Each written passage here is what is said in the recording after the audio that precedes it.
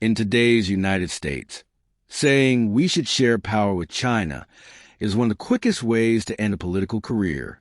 The American middle class has lived through decades of deindustrialization, wage stagnation, and social stress. Many see China, sometimes fairly, sometimes not, as the main color imagine it's the year 2035 and an American president walks into a G20 summit. Around the table sit not just European allies, but confident China, an assertive India, a much more united Africa, and Southeast Asian leaders who no longer look to Washington for instructions. The president is told, politely but firmly, that new rules on trade, climate, and digital technology will only pass if the United States gives up some of its veto power and accepts a bigger role for Asia and the global South. Technically, nothing disastrous has happened to U.S. power. It still has the world's most advanced military, the most important currency, and many of the top tech companies. But politically, it has to live in a world where it is first among near equals, not an unquestioned hegemon. If you listen closely to debates in Washington today, you will realize something striking. For many American elites, this scenario is not just uncomfortable, it is almost unthinkable. They can imagine beating China. They can imagine confronting China. They can even imagine decoupling from China. What they struggle to imagine is sharing durable power with China inside a reordered world. Why? One answer is material. Nobody likes to give up privileges. But the deeper answer is psychological and historical. America's strategic imagination has been shaped by a century in which being safe and being number one felt like the same thing. The end of the Cold War locked this mindset in. When the Soviet Union collapsed in 1991, the United States emerged into what commentators call the unipolar moment. There was no rival superpower left. Francis Fukuyama famously wrote about the end of history, suggesting that liberal democracy and free markets had essentially won the big argument. American leaders called their country the indispensable nation. NATO expanded. The dollar system spread. U.S. aircraft carriers sailed unchallenged. For roughly 20 years, if Washington really wanted something, a war, a sanctioned regime, a financial rule, it could usually get it. That experience created what we might call the Unipolar Hangover, a deep, almost subconscious expectation that global leadership means getting to write the rules, not just follow them. In a world like that, other countries aren't partners. They are either followers, spoilers, or problems to be managed.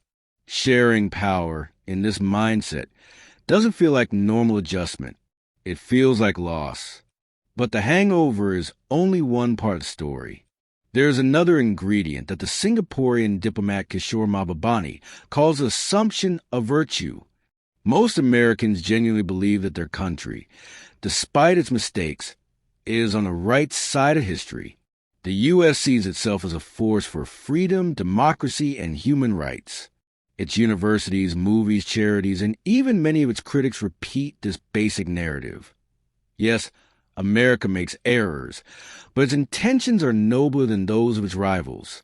If you truly believe that your system is morally superior and universal, then accepting a non-Western, non-liberal state as an equal power feels like more than a strategic adjustment. It feels like a moral compromise. China is not just another big country. It is run by a communist party that does not hold competitive elections, censors the internet, and insists on its own civilizational values. For American policymakers raised on the idea that all countries secretly want to become like us, a powerful China that refuses that path looks like a kind of glitch in the universe. In this view, power sharing isn't just risky, it looks like rewarding bad behavior. That's why debates in Washington so often frame U.S. China relations as a struggle between democracy and authoritarianism rather than as a negotiation between two very different civilizations. There is also a deeper, rarely discussed layer, race and civilizational memory. During the Cold War, the Soviet Union was a terrifying adversary, but it was also, in a sense, family, a white European Christian background power arguing over the meaning of European ideas like Marxism and liberalism. The U.S.-USSR conflict was, as Mahbubani puts it, a family quarrel inside the Western civilization house. China is different. If it becomes a full peer to the United States, it will be the first non-Western, non-white power to sit at that level in modern history. For 200 years, since the Industrial Revolution, Western Europe and then America held a decisive advantage over the rest of the world. Before that, Asia, especially China and India, were often the world's biggest economies. But that is ancient history in Western minds. The idea of a rising yellow power is entangled with old fears. The yellow peril headlines from the early 20th century, the panic over Japan's economic rise in the 1980s, the idea of endless Asian hordes overwhelming the West. Most people in Washington would never use that language openly, but the psychology lingers. It is easier for Western elites to imagine sharing power with Canada, Germany, or Japan, countries that look and feel like extensions of the Western self, than with a vast Chinese civilization that insists on remaining itself. This is what makes the U.S.-China contest feel, for many Americans, like an existential struggle rather than a normal great power adjustment. Historically, power transitions have gone in two directions. Sometimes they end in catastrophic war. Think of Germany challenging Britain and France in the early 20th century. Other times they are managed peacefully, usually when the rising and ruling powers share deep cultural and institutional ties. The classic example is the handover from the British Empire to the United States. Britain, exhausted after 2 world wars, gradually accepted that the U.S. would take the lead, especially in the Atlantic system. London still had enormous pride, but it could accept American leadership because it saw the U.S. as a kindred project, an English-speaking liberal democracy that, in some sense, continued Britain's own civilizational story. Sharing power felt like passing the torch within the same family. The United States has never had to do the reverse, to cede space to a non-Western power in institutions it designed. Bodies like the IMF, World Bank, and UN Security Council still reflect a 1945 world where Europe and the U.S. dominated. Reforming them would mean more voting weight for China, India, and others, perhaps new permanent Security Council seats for countries from a global south. On paper, American leaders sometimes support this. In practice, proposals usually die quietly because they feel like shrinking America's role. Here again, the unipolar hangover and assumption of virtue combine. If you believe you built the best system and that your dominance guarantees global stability, then giving others more say looks like gambling with the world's safety. There's also a domestic politics problem. Prit, the place where their factories went, the rival that stole our jobs. For politicians, it is far easier to campaign on toughness. Tariffs, decoupling, bans on TikTok, talk a new Cold War. In this environment, even modest suggestions that the U.S. accept a more multipolar world can be attacked as weakness or appeasement. You can see this dynamic in how both major parties talk about China. On the surface, they fight about many issues, but on China there's a rare bipartisan consensus. Beijing is framed as a primary strategic threat, and almost no one in mainstream politics dares to challenge that framing. This is what we might call the enemy of convenience problem. Having a clear adversary simplifies domestic debates, rallies voters, and distracts from painful internal reforms. Admitting that the real challenge is America's own infrastructure, education, inequality, and political gridlock is harder than blaming everything on a foreign rival. So power share with China is blocked not only by strategic fears, but by the way American democracy currently functions. None of this means China is innocent or easy to live with. Beijing's own behavior in the South China Sea, towards Taiwan, or in its domestic oppression, understandably alarms many of its neighbors and critics. China also has to learn that if it wants to be seen as a legitimate co-architect of global rules, it cannot simply demand deference. It must also provide public goods and restraint. The point is not that America is wrong to worry about some aspects of China's rise. The point is that it struggles to imagine any stable world in which China is both powerful and legitimate. Is there an alternative path?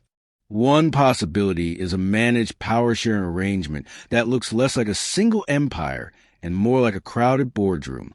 In that world, the U.S. would still be extremely powerful, but would accept formal limits. More voting rights for Asia and Africa at the IMF and World Bank, a bigger Chinese role in setting trade rules in its own region, perhaps even a reformed UN Security Council where no single country can veto everything. Such reforms would not be charity.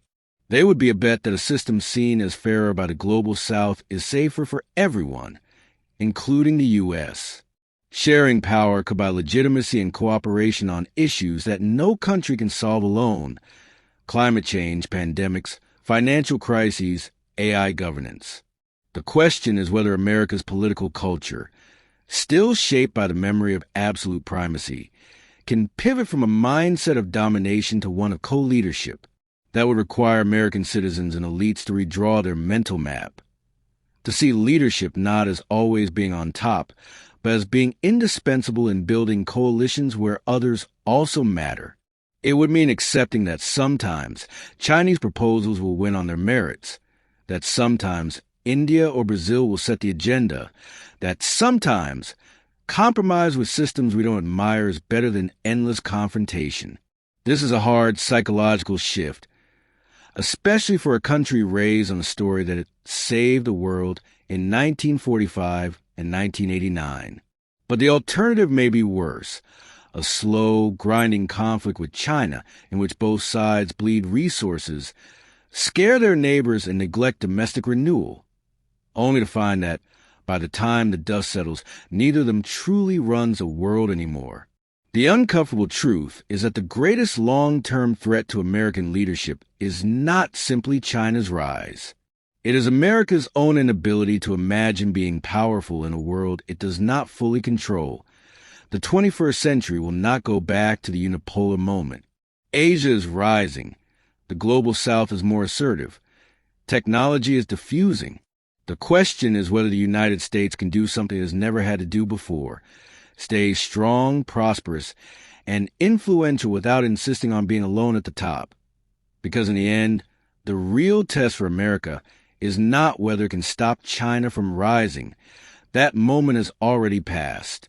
The real test is whether it can learn to share a stage it once owned, and discover that sometimes the highest form of power is not dominance, but the wisdom to be one great power among several in a world too big for anyone to rule alone.